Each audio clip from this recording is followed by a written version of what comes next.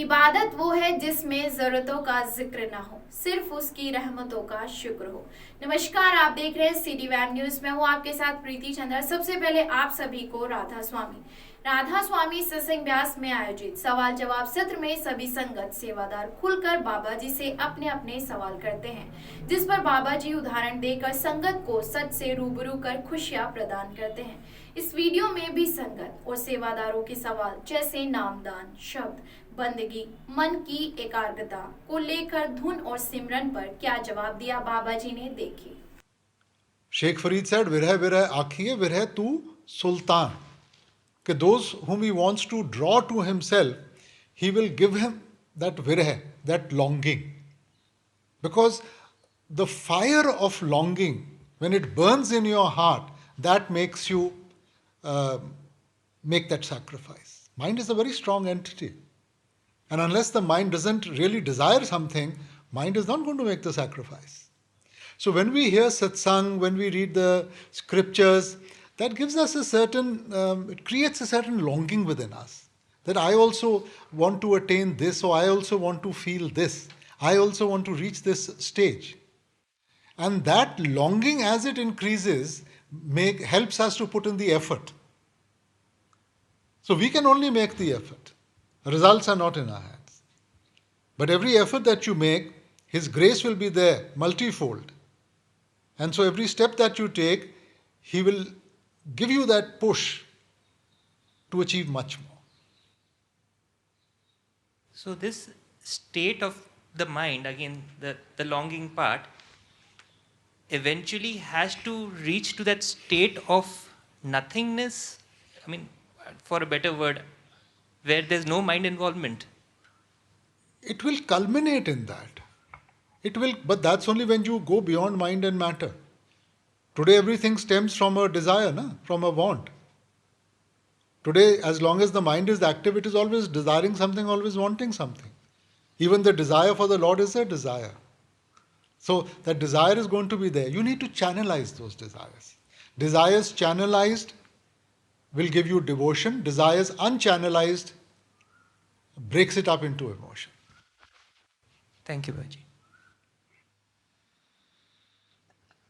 बाबा जी, जाने अनजाने में आदमी किसी का कोई दिल दुखा देता है तो और कई बार ऐसा भी होता है कि कोई आपको बार बार दिल दुखा रहा है तो गुस्से में आके आदमी उसका भी जान के दिल दुखा देता है, तो ये कैसा, इस पे ज़रा कुछ बताएं आप बाबा जी।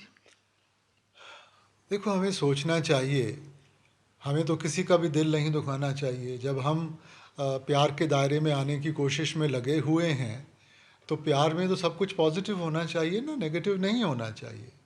सो हमें तो किसी का भी दिल नहीं दुखाना चाहिए। अब ये ठीक है कि हम सारी दुनिया को तो खुश नहीं कर सकते। अगर कोई भी काम करेंगे, किसी चीज़ को निभाएंगे, अब जैसे दफ्तर है, दफ्तर में किसी ने कोई कार्य पूरा करना है, अब ये ज़रूरी तो नहीं है कि सभी को वो चीज़ अच्छे लगेगी। कोई जल्दी कर लेता है, कोई आहिस्ता करता है। अब जब उसको खींचा जाता है तो उसको बुरा तो लगेगा। मगर जिम्मेवारी निभाना अलग चीज़ है, किसी का दिल दुखाना अलग चीज़ है। अब जिम्मेवारी निभाते निभाते किसी को अगर बुरा लगता है तो वो दूसरी बात है, मगर जानकर किसी का दिल दुखाया है तो फिर उसका बोझ तो हमारे ऊपर पड़ता है ना। ये सबसे बड़ा क्राइम है बाबा जी, बहुत, ये किसी का दिल दुखाना। सबसे बड़ा क्राइम तो is taking your own life, suicide. So दिल दुखाना, मैं नहीं समझता कि आप ज़िंदगी में जितना मर्जी सही करने की कोशिश करें और किसी का दिल नहीं दुखेगा। हाँ जी। तो कहीं ना कहीं तो किसी को वो चीज़ नहीं भाएगी, किसी को वो नहीं अच्छी लगेगी। अपनी तरफ से कोशिश करें कि हम ना जानकर किसी का दिल दुखाएं, मगर जैसे जैसे ज़िंदगी में आगे बढ़ेंगे किसी को वो अच्छा लगेगा, किसी को नहीं अच्छा लगेगा। हाँ जी, थैंक यू बाबा जी।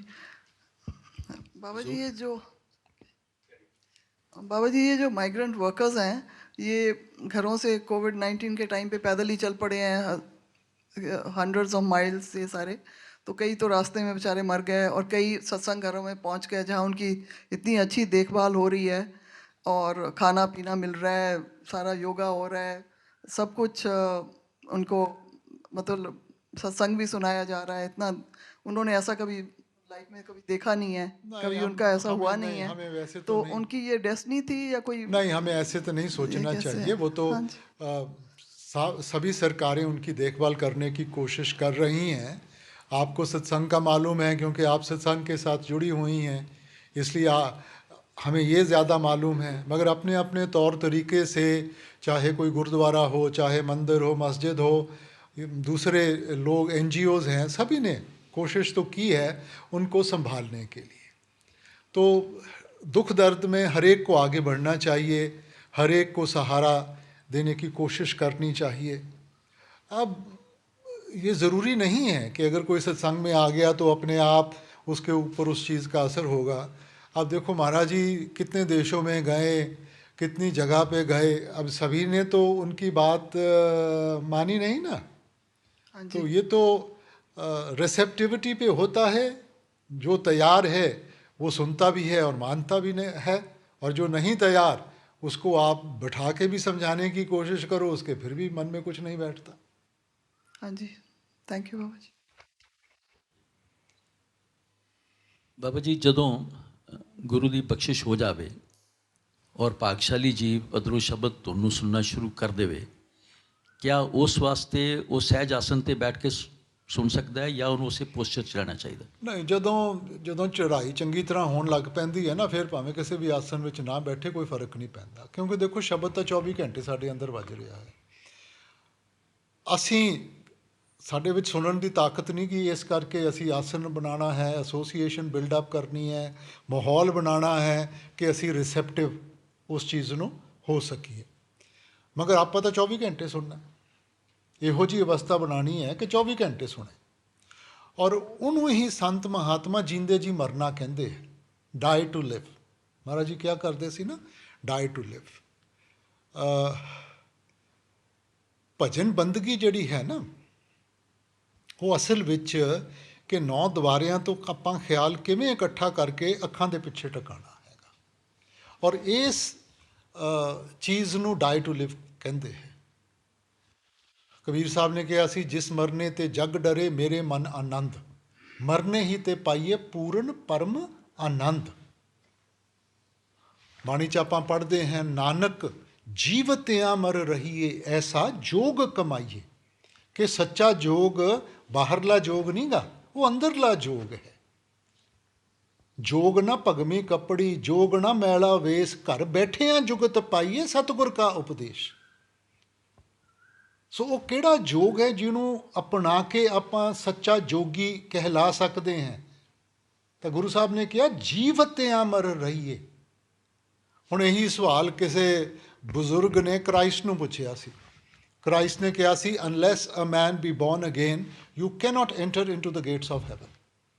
ਕਿ ਜਿੰਨਾ ਚਿਰ ਇਨਸਾਨ ਦੁਬਾਰਾ ਜਨਮ ਨਹੀਂ ਲੈਂਦਾ, ਉਹ ਮਾਲਿਕ ਤੱਕ ਨਹੀਂ ਪਹੁੰਚ ਸਕਦਾ। ਤਾਂ ਬਜ਼ੁਰਗ ਆਦਮੀ ਨਿਕੋਡਮੀਅਸ ਉਹ ਸਵਾਲ ਪੁੱਛਦੇ ਹਨ ਕਿ ਸਾਈਂ, ਇਸ ਉਮਰ ਵਿੱਚ ਮੈਂ ਦੁਬਾਰਾ ਮਾਂ ਦੇ ਪੇਟ ਵਿੱਚ ਜਾ ਕੇ ਜਨਮ ਲੈਣਾ ਹੈ ਤਾਂ ਹੀ ਮੈਨੂੰ ਮੁਕਤੀ ਮਿਲੂਗੀ? ਤਾਂ ਉਹਨਾਂ ਨੇ ਉਸ ਚੀਜ਼ ਨੂੰ ਸਮਝਾਉਂਦੇ ਹੋਏ ਕਿਹਾ, ਵੈਰਲੀ ਵੈਰਲੀ ਆਈ ਸੇ unto thee, that which is born of flesh is flesh, that which is born of spirit is spirit। ਦੋਨਾਂ ਦਾ ਅੰਤਰ ਕਰਤਾ। ਇੱਕ ਤਾਂ ਉਹ ਜਨਮ ਹੈ ਜੋ ਆਪਾਂ ਮਾਂ ਦੇ ਪੇਟ ਵਿੱਚੋਂ ਲੈਂਦੇ ਹਾਂ, ਦੂਜਾ ਜਿਹੜਾ ਆਪਣਾ ਰੂਹਾਨੀ ਜਨਮ ਹੈ, ਜਦੋਂ ਅਸੀਂ ਆਪਣੇ ਆਪ ਨੂੰ ਨਾਮ ਦੇ ਨਾਲ ਜੋੜਦੇ ਹਾਂ। ਸੋ ਜਿੰਨਾ ਚਿਰ ਆਪਾਂ ਜੀਂਦੇ ਜੀ ਮਰਨਾ, ਬਾਈਬਲ ਵਿੱਚ ਸੇਂਟ ਪੌਲ ਨੇ ਕਿਹਾ, ਆਈ ਡਾਈ ਡੇਲੀ। ਹੁਣ ਇਹ ਰੋਜ਼ ਮਰਨਾ ਕੀ ਹੈ? ਸੋ ਇਹੀ ਯੁਗਤੀ ਆਪਾਂ ਸਿੱਖਣ ਵਾਸਤੇ ਜਾਂਦੇ ਹਾਂ ਗੁਰਮੁਖਾਂ ਕੋਲੇ, ਕਿ ਇਹ ਜੀਂਦੇ ਜੀ ਮਰਨਾ ਅਸੀਂ ਕਿਵੇਂ ਨਿਭਾਉਣਾ ਹੈਗਾ, ਜਿਹਦੇ ਜ਼ਰੀਏ ਅਸੀਂ ਉਹ ਮੁਕਤੀ ਹਾਸਲ ਕਰਾਂਗੇ। One little more thing Baba ji, ਤੁਸੀਂ ਹਮੇਸ਼ਾ ਫਰਮਾਉਂਦੇ ਹੋ ਕਿ ਜੇ ਤੁਹਾਨੂੰ ਸ਼ਬਦ ਸੁਣਾਈ ਦੇਵੇ, you must enjoy it what ever it. ਜੀ, ਜੇ ਗ੍ਰੇਸ ਵੀ ਹੋਵੇ, ਇੰਜੋਏ ਵੀ ਕਰੇ, ਕਿਉਂਕਿ ਹਾਲੇ ਮਨ ਦੇ ਦਾਇਰੇ ਤੋਂ ਉੱਪਰ ਗਏ ਨਹੀਂ। ਕਿਤੇ ਨਾ ਕਿਤੇ ਤਾਂ ਉਮੀਦ ਰਹਿੰਦੀ ਹੈ ਕਿ ਗੁਰੂ ਗ੍ਰੇਸ ਕਰੇ ਤੇ ਖਿੱਚ ਮਾਰੇ ਉੱਪਰ ਨੂੰ, ਉੱਥੇ ਅਟਕ ਜਾਂਦਾ ਬੰਦਾ। ਉਸ ਵੇਲੇ ਕੀ ਕਰਨਾ ਚਾਹੀਦਾ? ਨਹੀਂ ਅਟਕਦੇ ਆਪਾਂ, ਕਿਉਂਕਿ ਚਾਹਤ ਕਰਕੇ ਹੈ ਨਾ।